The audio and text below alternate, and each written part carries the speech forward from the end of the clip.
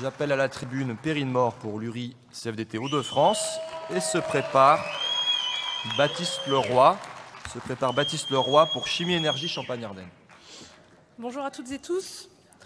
En juin 1982, à l'occasion du congrès de Metz, Edmond Maire déclarait « La situation que nous vivons appelle une CFDT forte, entreprenante, foisonnante d'initiatives et d'innovations pour construire le changement social. Une CFDT pleinement indépendante et capable d'impulser des transformations nécessaires dans l'État et les institutions comme dans la société. Cette CFDT-là doit prendre les moyens de devenir, à moyen terme, la force principale du syndicalisme français. Elle ne le fera pas en s'enfermant dans sa vérité d'un moment ou en restant les deux pieds dans le même sabot, par peur des risques. Il n'y a pas d'innovation sans risque. Changement notable, depuis 1982, la CFDT est bien devenue la première organisation syndicale de France. Pour le reste, nos valeurs et notre détermination n'ont fait que se renforcer, nous permettant d'obtenir des avancées significatives. Des années télétravail, santé au travail, formation professionnelle, le Ségur, Transco, l'allongement du congé paternité, l'APLD, le CEJ, l'index EGAPRO, l'ARC ou le pacte du pouvoir de vivre. La liste est loin d'être exhaustive et nous n'avons pas abouti sur toutes les revendications que nous portions. N'empêche, en Hauts-de-France, nous sommes extrêmement fiers d'être à la CFDT et nous sommes déterminés à tout mettre en œuvre pour poursuivre notre contribution aux futures avancées si essentielles pour les travailleurs.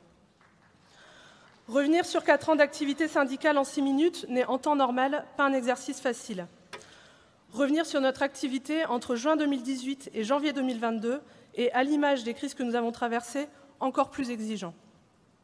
Le fil rouge de la mandature en Hauts-de-France, c'était d'être au service des travailleurs en menant des actions concrètes et utiles. Pour cela, un prérequis, se donner les moyens de mener ces actions au lendemain d'une fusion qui, elle aussi, aurait pu être assimilée à une crise à part entière. Ce sont quasiment les 2 premières années de la mandature qui ont été centrées sur le fonctionnement interne de l'organisation, un temps nécessaire de construction pour stabiliser une structure ébranlée et faire émerger l'identité de la CFDT des Hauts-de-France.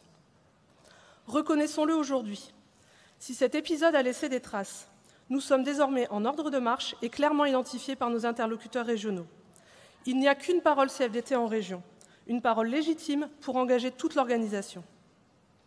La fusion nous a également permis d'être plus réactifs et efficients en situation de crise, contrairement à d'autres organisations syndicales qui sont restées comme paralysées et qui ne survivent plus qu'au travers du dialogue social institutionnel.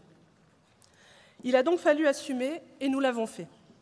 Suite à la crise des Gilets jaunes, le groupe régional du pacte du pouvoir de vivre s'est mis au travail. Il continue à s'étoffer et tend maintenant à se démultiplier sur les territoires et sur les lieux de travail. Suite à la crise sanitaire, nous avons impulsé la création d'une conférence sociale régionale quadripartite. Nos propositions sont entendues, même si elles ne sont pas toujours écoutées. La CFDT est reconnue pour son sérieux, sa pertinence par les acteurs régionaux. La première place acquise au cours du mandat dans le privé est venue conforter cet état de fait. Pas de triomphalisme pour autant. Le travail de conviction pour faire aboutir nos propositions est permanent, car si elles ne trouvent pas de traduction concrète pour les travailleurs et les citoyens des Hauts-de-France, elles n'ont aucun intérêt. Nous avons la conviction que notre syndicalisme doit jouer un rôle de régulateur. Mais pour jouer pleinement ce rôle, pas de miracle, il nous faut des moyens.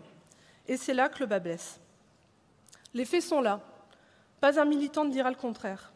L'application des ordonnances travail a des impacts sur notre capacité à faire vivre le dialogue social. Nos représentants ont plus de travail qu'avant, mais moins de temps et moins de ressources pour le faire. Ils deviennent des couteaux suisses que l'on sursollicite jusqu'à l'usure. Pourtant, nous le savons bien, nous, à la CFDT, que c'est par le dialogue social que les conditions de travail peuvent être améliorées, que c'est par le dialogue social que l'on construit du progrès social au bénéfice de toutes et tous. Si l'impact est préoccupant sur les lieux de travail, il l'est tout autant dans les structures CFDT. Pas de reproche dans mon propos, mais un constat. Quand nos syndicats ont des arbitrages à opérer faute de moyens suffisants, ils sont souvent faits au détriment de l'interpro. S'il y a 4 ans, nous avons tous lucidement admis que le syndicalisme était mortel, nous avons aussi collectivement démontré, au cours de ce mandat, que ce ne sont pas les militants CFDT qui en porteraient la responsabilité. En mars dernier, j'ai eu le privilège d'avoir été élue secrétaire générale de l'Union régionale des Hauts-de-France. Beaucoup se félicitent de voir une femme de 40 ans à ce poste. Pourtant, sans les moyens que me donnent ma section et ma fédération pour accomplir ma mission au quotidien, cela serait impossible. C'est parce que ma section avait la volonté et les moyens que j'ai pu découvrir les mandats interpro, que j'ai pu m'y investir pleinement, être repérée puis prendre des responsabilités. Je suis consciente de ma chance, je suis dans un champ pro où il y a du temps, comme on dit. Mais je vous le demande, nos structures interpro ont-elles vocation à fonctionner à terme avec une majorité de militants qui ont du temps, au risque d'être moins représentatives de la diversité de nos champs professionnels? Perrine, il reste moins d'une minute. En tant que première organisation syndicale, nous avons une lourde responsabilité. Nous avons à inventer le syndicalisme du XXIe siècle. Ce qui me fait dire que l'ARC n'est pas une vue de l'esprit, mais un mode de fonctionnement qui doit monter en puissance et devenir une évidence pour tous, une pratique partagée. Cette valeur solidarité à laquelle nous tenons tant, nous devons la mettre en œuvre aussi en interne.